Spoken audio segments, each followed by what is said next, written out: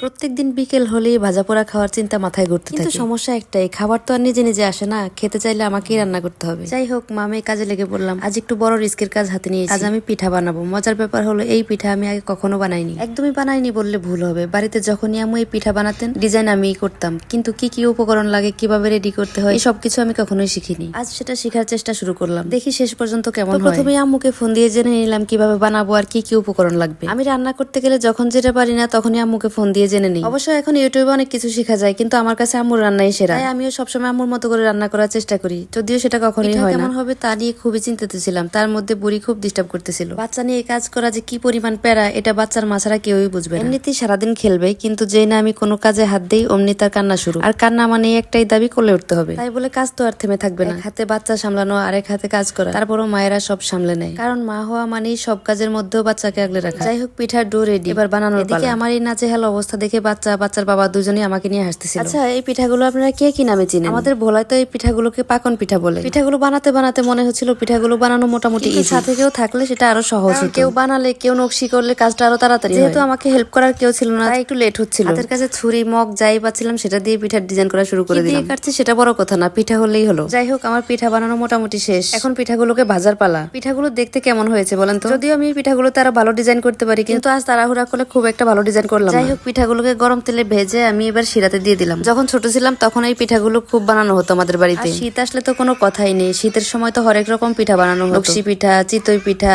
ভাপা পিঠা, আরো কত কি। পিঠাগুলো দেখতে কেমন হয়েছে আপনারা কমেন্টে জানাবেন। তবে পিঠাগুলো খেতে কিন্তু একদম পারফেক্ট হয়েছিল। যেহেতু এখন শীতের সময়, আর শীতের সময় পিঠা খাওয়ার একটা ধুম পড়ে যায়, তাই আপনারাও ট্রাই করতে পারেন। আজকের মতো এই পর্যন্তই, দেখা হবে নতুন কোনো ভিডিওতে। সেই পর্যন্ত সবাই ভালো থাকবেন, সুস্থ থাকবেন। আল্লাহ হাফেজ, আসসালামু আলাইকুম।